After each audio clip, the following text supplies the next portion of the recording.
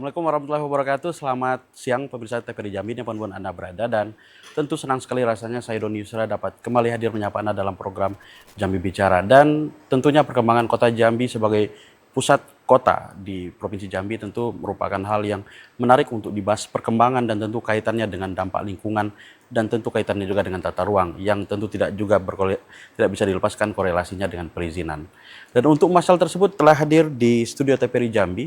Nanti kita akan mengulas berkaitan dengan tertib AMDAL Kota Jambi. Untuk masalah tersebut telah kami undang ke studio TVRI Jambi untuk berdialog dan berdiskusi bersama kita. Pertama telah hadir praktisi hukum dari Provinsi Jambi, Bung Frandi Septiorna Baban. Selamat siang Bung Frandi. Siang. Sehat ya? Siap, sehat. Baik, juga telah hadir di studio TVRI Jambi, Kepala Bidang Lingkungan Hidup HMI Cabang Jambi, Bung Aulia Rahman. Selamat siang Bung Aulia. Siang. Sehat ya? Alhamdulillah sehat. Sehat ya, baik. Dan tentu tidak asing lagi telah hadir di studio TVRI Jambi, Kepala Dinas Lingkungan Hidup Kota Jambi, Bang Dr. Ardi. Selamat siang, Assalamualaikum Bang. Waalaikumsalam warahmatullahi wabarakatuh. Sehat Bang ya? Siang. Sehat. Doni sehat? Alhamdulillah. Amin. Baik, pemirsa, selama 60 menit ke depan kita akan berdialog dan berdiskusi terkait mengenai tertib AMDAL Kota Jambi, dan tentu kami nanti juga akan mengajak Anda untuk berpartisipasi bersama kami melalui line telepon 66382, dan bagi Anda yang berada di luar Kota Jambi dapat menggunakan kode area 0741666382. Dan tentu juga kami akan mengajak peserta diskusi kita hari ini hadir di studio TVRI Jambi dari HMI Cabang Jambi. Pertama ke Bung Frandi dulu. Bung Frandi, tentu bicara Kota Jambi ya, sebagai ibu kota provinsi, perkembangan kota yang juga kita katakan pusat begitu ya. Tentu tidak lepas dari bagaimana kemudian tata ruang ini dikelola. Nah, kalau Anda sendiri melihat kondisi tata ruang Kota Jambi, perkembangan dan kondisi hari ini seperti apa? Oh, oke. Kalau saya ini mulai di Jambi 2007. Ya. Ya kan, Bung Dodi juga tahu perkembangan Kota Jambi kayaknya kurang lebih sama gitu. Tapi kalau menurut saya nih ya, Kota Jambi ini cepat pesat. Ya. Kita lihat aja. Dulu masih ingat kita kalau ngopi di Tugu Juang itu jam 9 malam itu lampunya udah kuning, artinya udah bebas lalu lintas. Ya. Ya kan? Kalau sekarang udah lampu merah. Artinya pesatnya luar biasa sampai di Simpang Mayang itu udah pasti macet di sore. Nah, apa yang menjadi kondisinya ya kita bisa rasakan juga. Mungkin dulu zaman Bung Prandi 2007 itu Jamtos masih nggak ada pom bensin kalau nggak salah ya. Iya betul. Ya, di depannya itu kan dinas peternakan ya. Iya, iya. Tapi dengan majunya perkotaan ya kita satu sisi syukur ya. Iya. Tapi mungkin kita agak terkejut.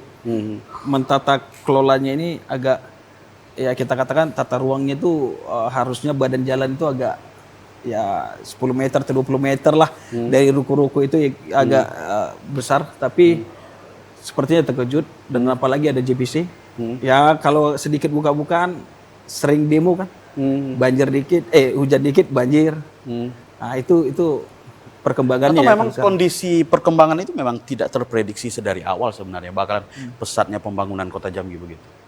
Saya pikir begini, kalau persoalan tidak terprediksi harusnya enggak. Harusnya pemerintah, kota maupun provinsi ya karena dia ibu kota kan. Ya. Harusnya punya analisa lah ke depan.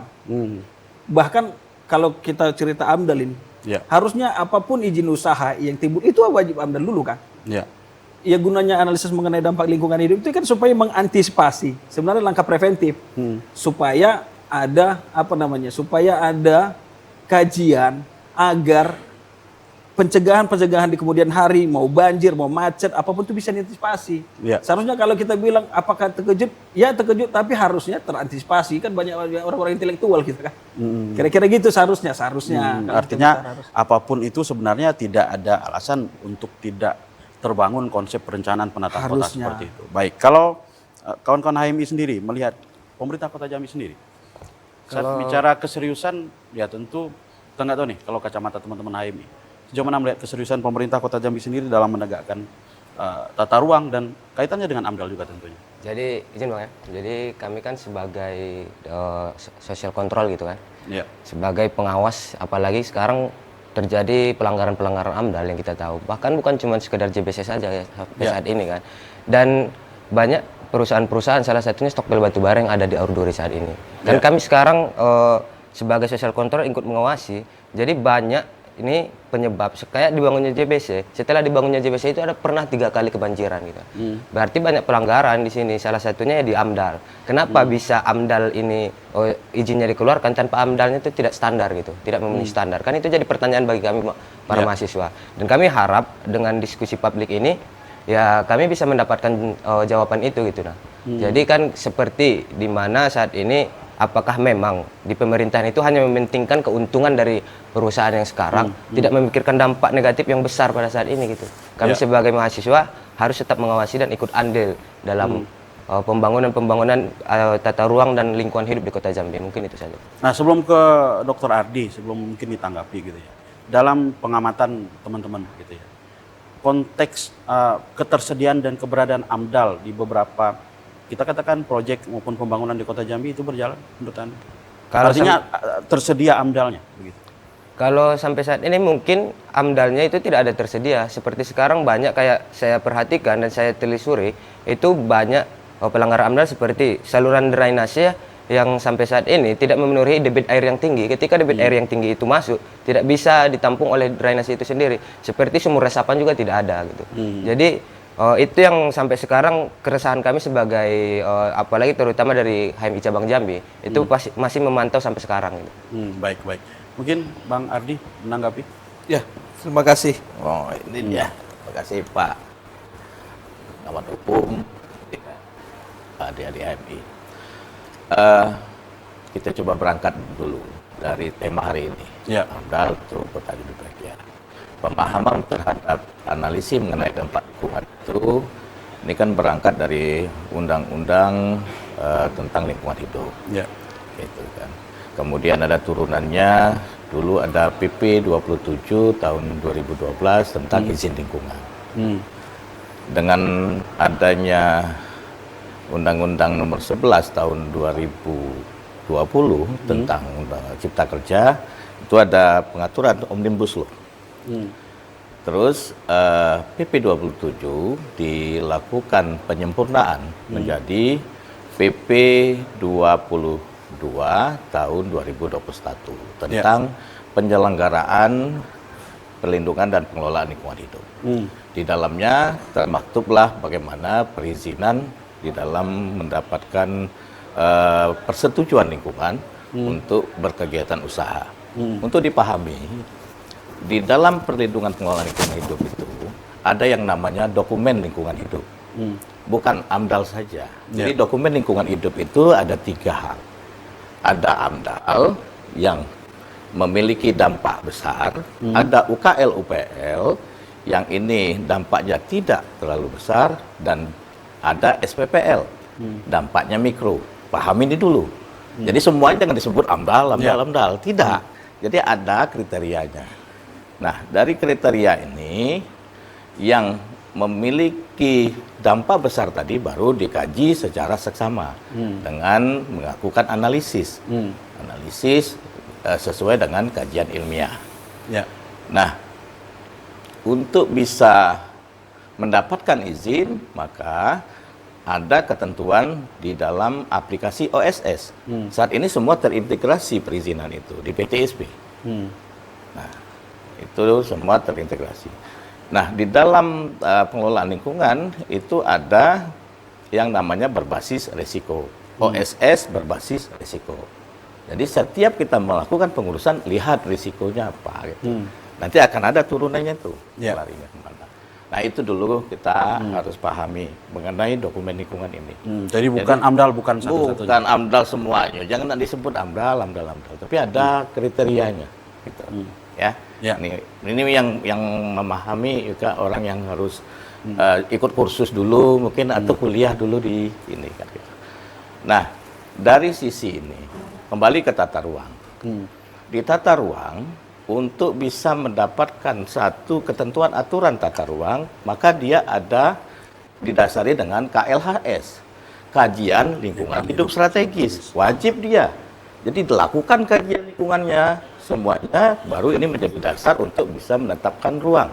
Nah, di dalam rencana tata ruang wilayah di Kota Jambi sudah ada KLHS-nya, ada RPPLH, Rencana Perlindungan Pengelolaan Lingkungan Hidupnya. Ya. Dan itu ada dokumen-dokumen itu menjadi basisnya. Gitu. Nah, di dalam setiap pembangunan itu melihat di dalam PP 22 disebutkan, di 27 juga disebutkan, di Undang-Undang Lingkungan Hidup juga disebutkan. Setiap pembangunan wajib hukumnya sesuai dengan tata ruang. Saya highlight ya, wajib hukumnya sesuai dengan tata ruang. Kalau tidak sesuai tata ruang, maka kegiatan usaha atau apapun itu tidak bisa diberikan izinnya, atau tidak disetujui untuk mengelola lingkungannya. Kami, pemerintah, mengikuti ketentuan itu. Pemerintah daerah mengikuti ketentuan dari pemerintah pusat. Artinya segala sesuatu kegiatan di Kota Jambi sudah memenuhi itu menurut pandangan Kota Jambi? Iya, wajib ketentuannya. Nah, sekarang ini ada permasalahan. Ya. Ada ketentuan di dalam Permen 28. Ya. Semua terintegrasi ke dalam OSS.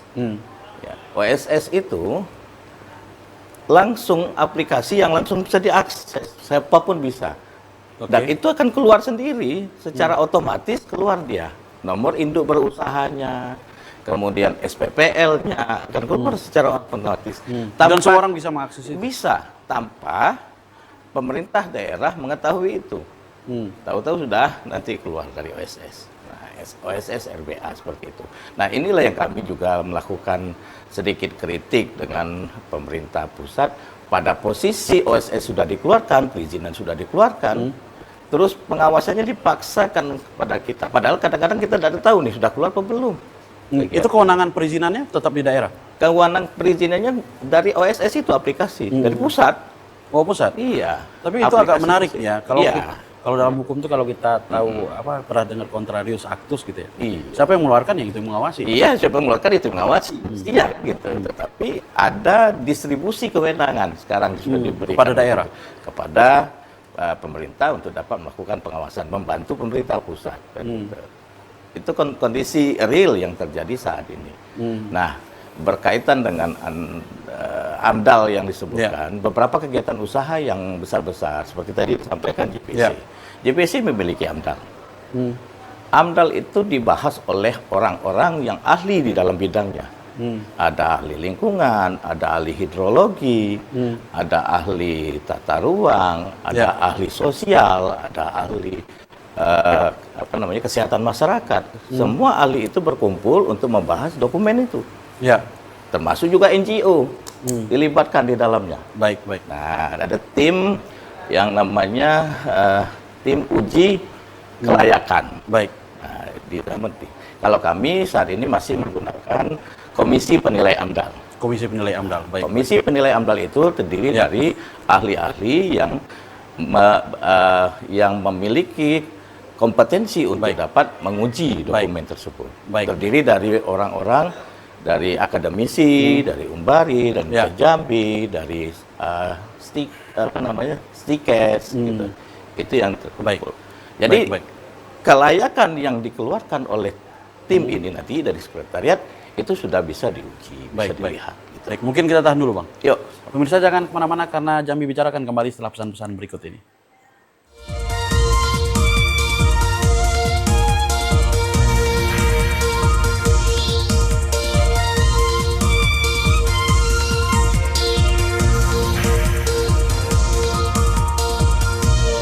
Baik, terima kasih pemirsa masih bersama kami dalam program Jambi Bicara dan kita masih mengangkat tema berkaitan dengan tertib AMDAL di Kota Jambi. Dan seperti tadi kami sampaikan bahwa kami akan mengajak audiens yang ada di studio untuk berinteraksi juga bersama kami. Silakan berdiri dan sebutkan nama dan asalnya.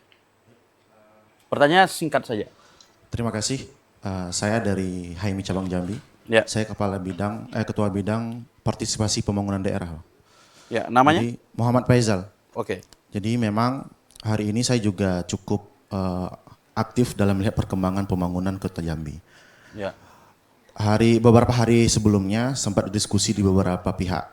Bahwasanya kita fokus hari ini adalah dampak lingkungan yang terjadi. Ya. HMI Cabang Jambi sudah menanyakan di beberapa pihak. Kami menemukan khususnya di JBC. itu sudah dikeluarkan surat peringatan kedua terkait tentang kolam retensi, Pak. Sampai hari ini belum ada pengerjaan khusus yang terjadi di JBC. Ini betul kita pertanyakan bagaimana ini, apa tindak lanjut dari pemerintah. Tapi bukan hanya itu, Pak. Saya hari ini fokus untuk masalah lingkungan itu tentang PT SAS yang ada di Penyengat Rendah. Itu kan dekat dengan ITEK tuh, Pak. Tempat penyedotan air untuk PDAM. Kalau terjadinya itu kan sudah melanggar yang namanya RT RW. RT RW Kota Jambi mengatakan bahwa di daerah sana itu untuk pemukiman, bukan untuk tempat produksi atau industri dan lain-lain. Nah, ini kan menjadi persoalan, Pak. Hari ini tidak ada jawaban juga dari pihak pemerintah khususnya, mungkin Bapak bisa mewakili menjawab itu. Nah, dua hal ini yang perlu, dan juga banyak pengembang-pengembang. Hari ini kami tidak menyalahkan pengembang, Pak. Kami juga tidak menyalahkan Kota Jambi.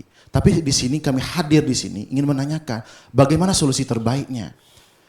Dengan hadirnya JBC banyak orang yang bisa kerja di sana. Jamtos, WTC banyak bisa kerja di sana. PT SAS hadir bisa kerja di sana. Tapi apakah benar mereka sudah mengikuti peraturan dan tata ruang yang ada di Kota Jambi? Mungkin itu. Baik. Terima kasih. Assalamualaikum warahmatullahi Baik, terima kasih Bung Faisal. Mungkin bisa langsung ditanggapi Bang Ardi sebelum nanti saya ke narasumber yang lain. Bung Yuzal. Faisal, makasih. Satu-satu terkait dengan kolam retensi tadi. JBC. Ya. Untuk JBC, mereka memiliki dokumen AMDAL. Dan itu sudah diuji oleh tim. Yang menjadi problematika di JBC itu adalah salah satunya hidrologi. Nah, itu sudah menjadi kajian awal. Oleh karenanya di dalam AMDAL JBC itu disebutkan bahwa mereka harus menyiapkan kolam retensi. Selain itu mereka harus menyiapkan sumur resapan. Selain itu juga mereka harus menyiapkan biopori. Ya. Namun di dalam pelaksanaannya ada beberapa hal berdasarkan hasil pengawasan kami. Bukan cuma sekali kami lakukan pengawasan, mulai dari pematangan lahan kami sudah lakukan pengawasan. Mengarahkan mereka untuk mengikuti dokumen AMDAL-nya. Sampai dengan saat ini juga masih di dalam pembangunan. Kayak gitu. Nah, di dalam pembangunan ini beberapa kali sudah kami berikan teguran agar mereka mengikuti dokumen AMDAL. Terakhir sudah diberi teguran langsung yang ditandatangani oleh Wali Kota Jambi. Untuk dipahami bahwa JBC ini adalah penanggung jawab kegiatannya adalah pemerintah Provinsi Jambi. Karena dia memiliki kerjasama BOT dengan PT yang saat ini melakukan pembangunan. Ya. Oleh karena itu, surat teguran kami berikan kepada pemerintah Provinsi Jambi agar mengikuti ketentuan AMDAL. AMDAL, penanggung jawab AMDAL-nya adalah pemerintah Provinsi Jambi. Karena BOT tadi? Karena dia BOT. Okay. Bisa saja sebenarnya di dalam pelaksanaan ke depannya itu nanti mengikuti ketentuan administrasi. Nah, ada beberapa hal yang tidak dilaksanakan oleh pengembang ini. Tidak mengikuti dokumen AMDAL-nya itu. Yang saya katakan pada mereka, kalian melakukan kegiatan tidak melihat AMDAL ini. Artinya ini di AMDAL-nya tersedia? Tersedia, tetapi tidak dilaksanakan. Tapi tidak sesuai dengan ekspektasi kita, gitu. Itu masalahnya. Oleh karena itu kita berikan teguran. Saat ini dengan teguran kita, mereka wajib ya mengikuti ketentuan. Karena mereka sudah kadung itu, mereka mengirimkan surat kepada kami untuk melakukan adendum sesuai dengan kondisi yang ada saat ini. Namun tidak seperti yang mereka inginkan seperti itu. Kita tetap mengikuti kajian. Ada ahli hidrologi kami di tim penilai AMDAL, yaitu Profesor Aswandi. Selain itu yang lain juga ada, ya kan, yang mengkaji itu. Oleh karenanya kami juga ada tim dari PU ya, PU Kota. Nah, oleh karenanya kewajiban itu sampai saat ini mereka wajib harus lakukan. Namun karena ada keinginan mereka untuk melakukan perbaikan atau adendum, oke, secara ketentuan aturan dibolehkan. Baik. Ya kan. Kemudian kita sudah berikan, sudah dibahas nih di dalam adendum. Ini loh, koridornya kalian harus lakukan ini. Ini waktu sudah mau habis. Kemarin saya berikan teguran bahwa waktu kalian ini hampir selesai. Minta perpanjangan. Perpanjangan saya berikan waktu sampai akhir Juni ini. Harus mereka selesai. Ya. Insya Allah hari ini mereka akan membahas dengan tim teknis kaitan dengan persiapan-persiapan yang harus mereka lakukan di dalam mencegah jangan sampai dampak yang dihasilkan dari aktivitas ini menjadi besar. Baik. Terkait Itu. PT SAS sendiri, Bang Ardi. Nah, mungkin ini singkat sebentar. saja. Kita satu-satu nih. Ini baru JBC ya. Ini Oke, penelpon sepertinya juga antri nih, Bang. Iya, oke.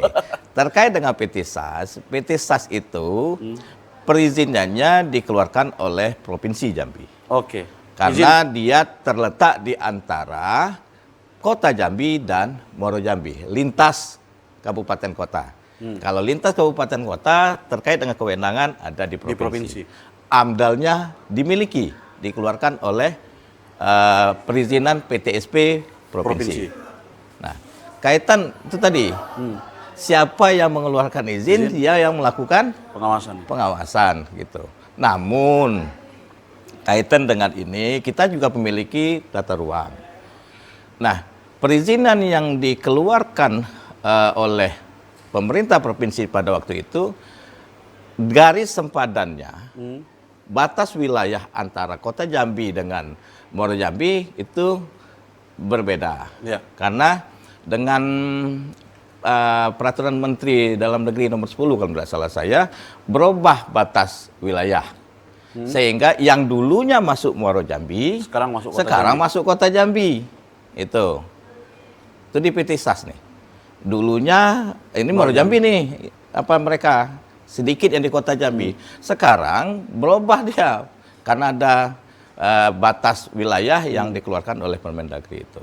Sebagian besar sekarang malah banyak masuk di Kota Jambi. Nah, di dalam Kota Jambi, wilayah peruntukan di situ adalah wilayah permukiman, ditambah dengan cadangan persediaan lahan baku sawah di sana, sebagiannya. Kemudian di sisi Sungai Batangharinya ada intake PDAM. Ini yang dikhawatirkan akan adanya aktivitas ini akan mencemari air, sedangkan air itu menjadi air baku untuk masyarakat Kota Jambi yang ada di intake PDAM di Aurduri. Gitu. Baik. Menanggapi perkembangan diskusi kita, Bung Prandi, AMDAL tersedia, tapi ini kan bicara implementasi ternyata ada pada pengembang yang juga ternyata tidak bisa. Ini dua potret saja yang tadi dibahas. Iya. Gini, sebenarnya tadi tuh Pak Ardi udah ngomong, aku pingin potong gas aja sebenarnya. Tapi nggak usah. Gini. Aku coba berangkat dari filosofi dulu ya lingkungan hidupnya. Kalau filosofi advokasi ya. Kalau filosofi advokasi sebenarnya pohon, bumi itu sebenarnya masuk dalam subjek hukum. Kenapa ada NGO atau LSM kita katakan yang boleh mewakili lingkungan melakukan gugatan ke pengadilan? Itu karena lingkungan itu sebagai subjek hukum, bukan objek. Artinya kita pun ngumpul di siang ini karena kita peduli dengan lingkungan. Gak ada lingkungan, gak ada kita. Kira-kira gitu ya filosofinya. Saya gini, aku berpikir kritis. Ini agak kritis dulu, Pak. Kenapa AMDAL sebagai dokumentasi analisa dampak lingkungan yang harusnya langkah preventif, tapi tetap bisa dilanggar, satu. Tetap bisa melakukan perbaikan, dua. Ketiga, tetap masyarakat kena dampak. Persoalannya kalau lingkungan ini, kalau sudah kena dampak, siapa yang berani tanggung jawab untuk mengganti kerugian daripada yang terdampak? Clear kan? Makanya kalau dalam gugatan lingkungan hidup, dia dua. Perbuatan melawan hukum dengan strict liability, ya kan? Setiap badan usaha yang dia dikasih wilayah konsesinya untuk melakukan usaha, dia wajib bahasanya, wajib menjaga lingkungan. Kalau ada kenapa-kenapa, dia wajib juga ikut bertanggung jawab, ikut pemulihan juga. Makanya saya terpikir informasi Pak Ardi sudah menyuratin Pemprov. Pemprov menyuratin pihak-pihak terkait termasuk GBC kita katakan. Ternyata ada perbaikan. Saya jadi berpikir, terus dokumentasi ini buat apa? Tadi Pak Ardi sampaikan di dalam itu yang merumuskan itu banyak ahli, banyak orang-orang cerdas. Kok bisa kebanjiran? Kan kira-kira gitu. Terus kemudian, Mungkin kita coba sapa telepon kita dulu. Mau Oke, saya potong. nggak apa-apa. Halo, assalamualaikum. Siapa tahu lebih seru, kan? Sore. Selamat siang. Halo. Halo. Baik, mungkin boleh lanjut. oke, Baik, lanjut ya. mungkin boleh dilanjutkan. Nah, ini balik lagi tadi tuh.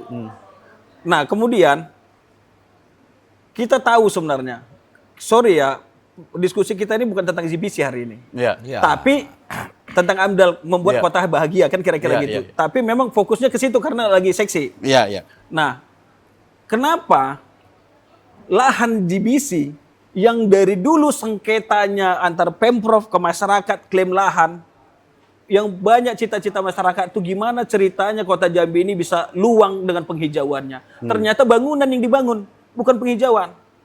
Kalau kita tarik ke belakang sejarahnya kota itu, sekarang kan pemikiran kita terlalu sederhana. Yang penting investor masuk, ekonomi jalan, tapi lupa lingkungan hidupnya.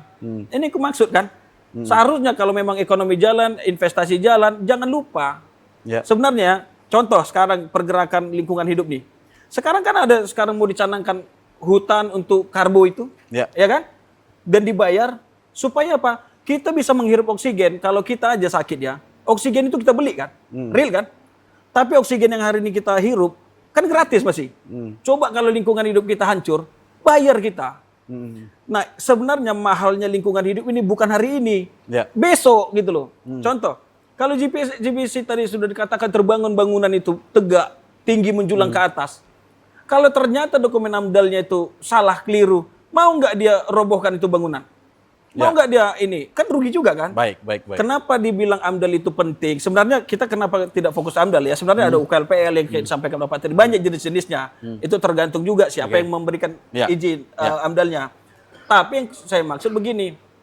Kenapa dokumen itu menjadi penting? Supaya jangan nanti udah terbangun, rupanya salah, bongkar lagi. Dan itu sulit. Sulit. Baik. Nah, Mungkin tunggu kita sebentar, tahan dulu. dikit lagi. Dikit lagi nih. Maksudku ini kayak ibaratkan bangun rumah. Ya. Ya kan? Udah dibangun rumah salah, rugi 2 kali. Bayar upah tukang, bayar bahan bangunan yang sudah harus terbuang. Baik. Jangan kayak gitu maksudnya. Makanya saya pentingnya gini. Betul-betul AMDAL ini tertib. Begitu sudah dikeluarkan, Baik. harusnya pemerintah langsung gas terus untuk apa namanya? Untuk mengawasi mulai dari sejak dini. Ada pelanggaran, lakukan langkah hukum. Gas terus. Baik, gitu mungkin loh. kita tahan Nah, dulu. Pemirsa jangan kemana-mana karena diskusi menarik kita akan kembali setelah pesan-pesan berikut ini.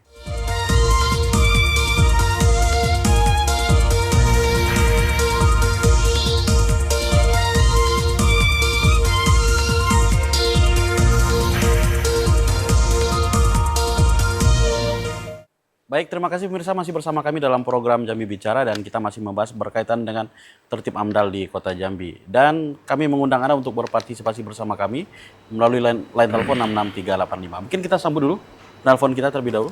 Halo, Assalamualaikum, selamat siang. Halo. Halo, selamat siang. Selamat siang Pak Yudi, apa kabar Pak Yudi? Alhamdulillah, baik. Baik, silakan Pak Yudi. Seperti biasa, singkat saja. Ya, singkat. Saya aja dikasih waktu 5 menit oleh TVRI. Ya. Apa boleh buat? Yang saya hormati Bapak narasumber yang berkompeten di bidang masing-masing, ahlinya dan sebagainya. Saya hanya masyarakat biasa. Jadi judulnya saya tidak berada di TVRI, di depan TV, tapi di kebun. Ya. Jadi beritahu AMDAL judulnya. Ya. Di Kota Jambi ini lihat pembangunan cukup luar biasa.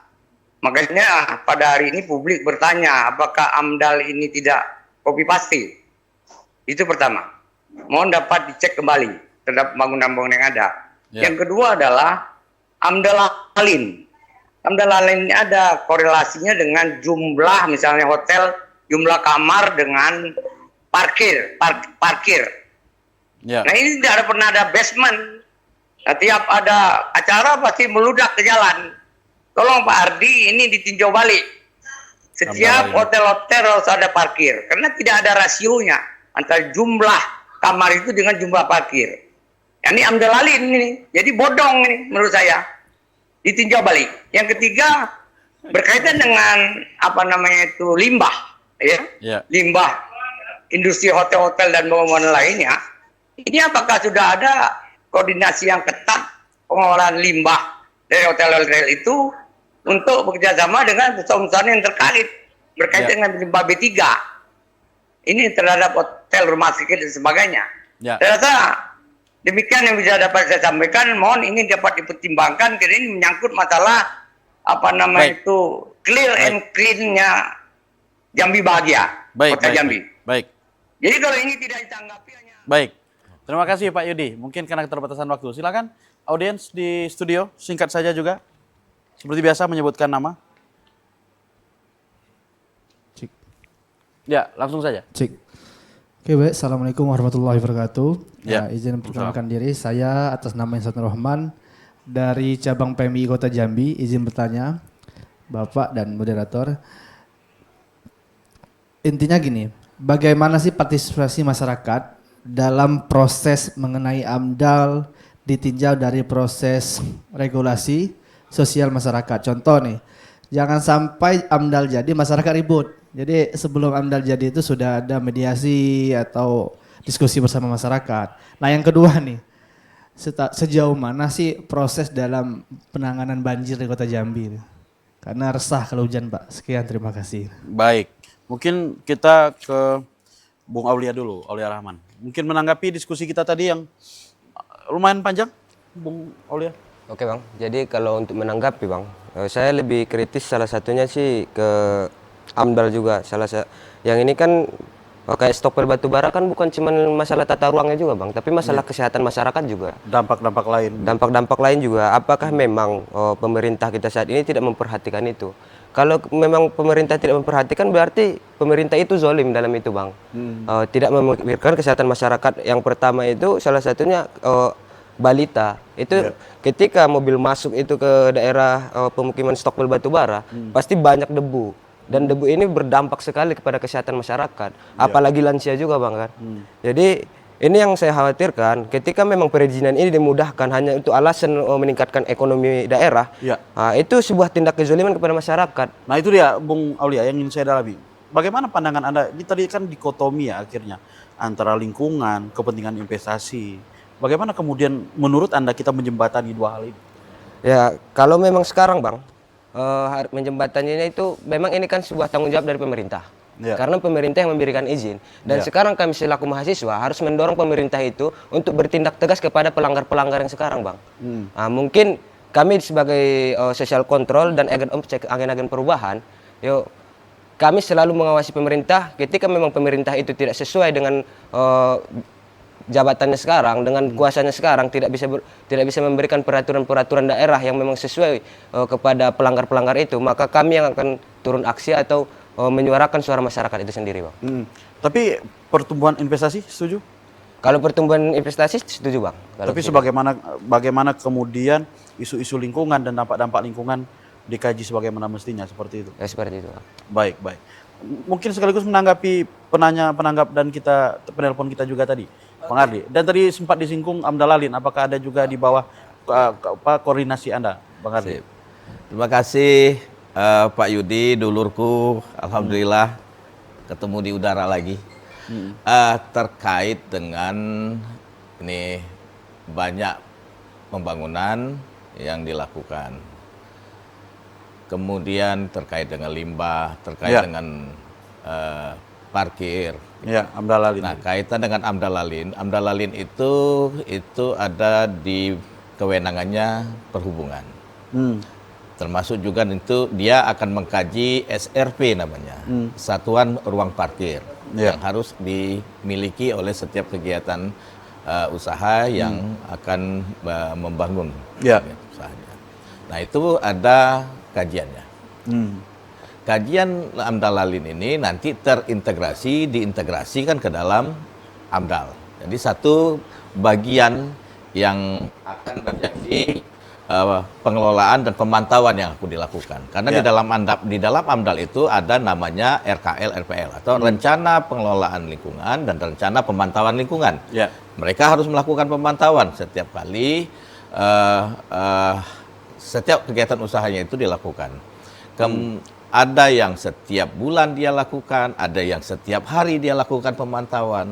Ada yang pelaporannya dilakukan per triwulan dan 1 semester. Nah, terkait mengenai limbah tadi. Ya, terkait dengan limbah, ada limbah ini ada limbah yang cair, ada limbah padat. Limbah cair hasil dari eksploitasi atau pengelolaan yang dari misalnya dari hotel, dari rumah tangga, dari segala macam kan kita semua mengeluarkan limbah nih, mengeluarkan air. Ya. Itu ada grey water, ada black water kan gitu. Nah, itu harus dikelola dengan baik.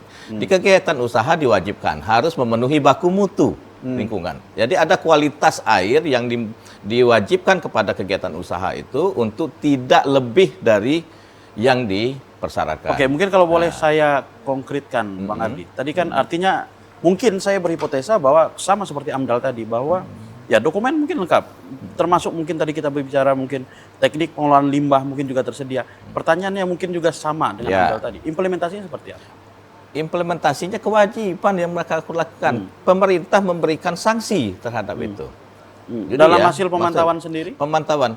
Nah, ini saya kasih ini. JBC itu atau pemerintah Provinsi Jambi itu kami sudah kasihkan sanksi administrasi paksaan pemerintah untuk dia mengikuti ketentuan AMDAL. Di dalam undang-undang lingkungan yang dilakukan itu adalah pembinaan administratif. Tambah lagi PP 28 sekarang itu sudah mengarahkan ke administratif semuanya. Jadi tidak lagi seperti undang-undang yang di sebelumnya kita kuat tuh, bisa sampai ke perdata, ke pidana gitu. Nah, ini diberikan arahan kepada pembinaan dan pembimbingan kepada kegiatan usaha. Jadi diberikan sanksi administratif. Ada 4 sanksi administratif di situ. Sanksi administratif pertama adalah teguran tertulis, sanksi administratif kedua paksaan pemerintah, sanksi administratif ketiga pembekuan izin dan sanksi administratif keempat adalah pembatalan izin. Nah, apakah sanksi ini harus berjalan artinya berurutan seperti itu? Iya, harus ada ketentuan. Yang tidak berurutan itu ada 2. Paksaan pemerintah boleh langsung. Kalau lihat kondisinya sangat urgent, wajib dilakukan paksaan pemerintah. Berikan kesempatan kepada mereka untuk melakukan perbaikan dulu. Kalau tidak dia melakukan perbaikan, tingkatan berikutnya adalah pembekuan izin. Jadi izinnya sementara untuk ditutup sebelum mereka menyelesaikan ketentuan-ketentuan teknis yang harus dilakukan. Nah, di dalam pengelolaan lingkungan ini yang penting adalah bagaimana keseimbangan antara sosial, ekonomi, dan lingkungan. Semuanya itu harus kuncinya. berjalan beriringan dan itu harus bisa saling menutupi. Terkait dengan pertanyaan kawan kita tadi, mahasiswa, bagaimana keterlibatan masyarakat dalam ini? Dulu namanya ada HO. HO sudah dihapus. Dengan Undang-Undang Cipta Kerja hilang. Kan, gitu, sudah dihilangkan. Nah, di dalam setiap dokumen AMDAL wajib hukumnya konsultasi publik. Kalau tidak ada konsultasi publik di wilayah dia melakukan kegiatan itu tidak akan mungkin bisa dibahas dokumennya. Karena itu menjadi persyaratan tata urutan. Kemudian mengumumkan kegiatan mereka kepada halayak. Di media sosial, di koran, dimanapun yang dimungkinkan untuk memberitahu kepada masyarakat bahwa dokumen itu ingin diterbitkan. Itu kewajiban, wajib. Kalau itu tidak ada, kami, Komisi Penilai AMDAL tidak akan membahas. Karena belum selesai gawe itu. Artinya ada persoalan syarat formil yang formil yang wajib dilakukan. Baik. Gitu. Makanya melibatkan RT, melibatkan pemuda, melibatkan segala macamnya. Kan gitu. Itu syarat formil. Kalau itu tidak ada, tidak akan dibahas. Karena untuk bisa melakukan pembahasan kita checklist dulu ke keterpenuhan semua syarat-syarat itu. persyaratan terpenuhinya persyaratan. Baik. Bila ada persyaratan yang belum terpenuhi, tidak akan ada pembahasan. Baik. Demikian. Baik, Bung Prandi, tanggapan Anda? Oke, tadi ada 2 penanya ya, tapi udah dijelaskan oleh Pak Ardi dengan Bung apa? Aulia. Bung Aulia ya. Pertama masalah kecurigaan. Kalau aku sih langsung fokus ke kata-kata bodong, ya kan? Kalau Pak Yudi tadi bilang ini, apakah AMDAL ini copy paste, Iya. ya kan? Tapi sebagai praktisi ya, sebagai praktisi nih di beberapa case, memang dugaan ini kayaknya hampir juga terjadi sebenarnya. Kalau kita sedikit buka-bukaan ya kan? Iya. Tapi kan yang namanya case yang kita pernah tangani kita nggak boleh buka ke publik ya. Tapi Iya. aku kasih clue-cluenya aja. Karena kalau kita ngelihat AMDAL ini, kita boleh terus terang. Apakah ini hanya sekedar proyekan? Karena kan peneliti-peneliti juga ya itu ke situ. Kalau sedikit buka-bukaan, maksudku kegelisahan Pak Yudi ini harus kita ungkap juga. Iya. Karena sebenarnya yang gelisah ini bukan Pak Yudi aja. Termasuk aku yang kalau tiap hari macet di depan GBC kan. Artinya kita ini semuanya bisa korban. Makanya analisa dampak. Nah, kalau dampak itu siapapun bisa jadi dampak. Termasuk kita yang hadir hari ini. Nah, kalau memang ada kecurigaan ini, itu pasti actionnya di belakang. Makanya saya bilang tadi, kalau AMDAL-nya udah benar, pengawasannya udah benar, nggak mungkin banjir. 1. Nggak mungkin macet. 2. Ya kan? Kalau udah benar, persoalannya banyak kali nih. Berarti ketidakbenaran yang terjadi. Ingat loh ya, ingat nih, semua nih yang hadir hari ini. Ini yang mau ingatkan. Jangan pernah menyalahkan masyarakat yang gelisah, karena bukan dia pelakunya. Ya kan? Kalau memang di sekitaran GPC kita katakan hujan dikit banjir terus orang itu gelisah, jangan pernah salahkan mereka karena mereka awam. Memang dalam hukum dikenal dengan fiksi hukum. Ya. Setiap orang harus dianggap tahu tentang hukum. Tapi jangan kita paksakan pula dia harus belajar hukum. Kalau memang dia mamang-mamang misalnya hanya kerjanya ngojek, nggak mungkin dia baca undang-undang. Tak mungkin pula dia baca AMDAL-nya. Artinya harus ada yang sensitif di sini. Iya, sekalipun Pak Ardi sampaikan ini di OS ya tadi Bapak sampaikan. OSS ya. Sudah dipublikasi, sudah transparansi. Tak ada waktu masyarakat untuk baca-baca dokumen. Percayalah. Baik. Justru itu guna kita ya kan. Guna penegak hukum, guna Pak Ardi, guna adik-adik mahasiswa untuk melakukan kontrol sosial. Itu aja. Baik. Kita tahan dulu nih, karena waktu kita sangat terbatas. Pemirsa jangan kemana-mana karena kami bicarakan kembali setelah berikut ini.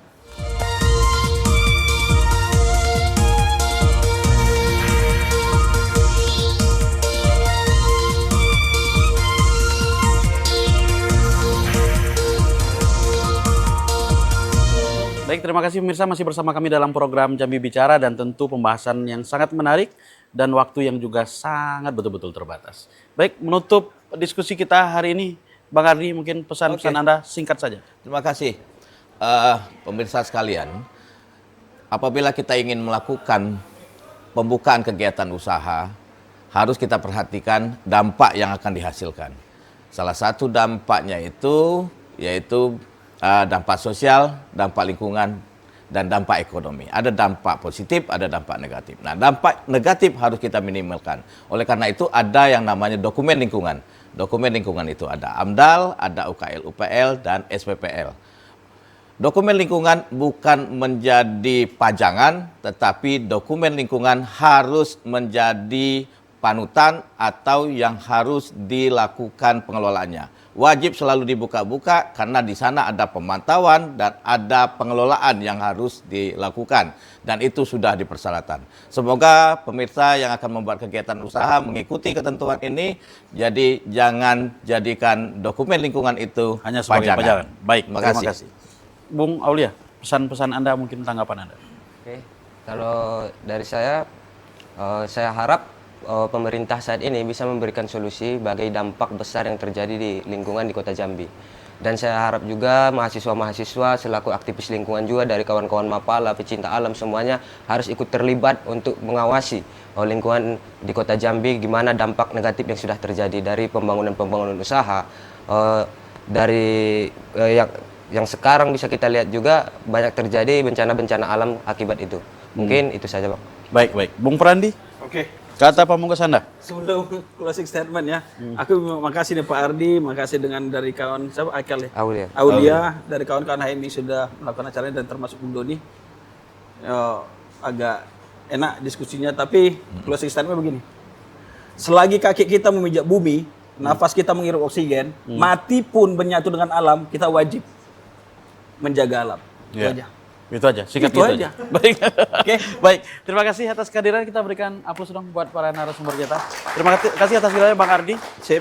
Bung Aulia dan Bung Frandi dalam dialog Jambi Bicara ini. Pemirsa, demikian tadi dialog singkat kita berkaitan dengan tertib AMDAL di Kota Jambi dalam mewujudkan Jambi bahagia, dan tentu harapannya adalah bagaimana kita semua dapat berpartisipasi dalam selalu memantau dan menjaga lingkungan hidup kita.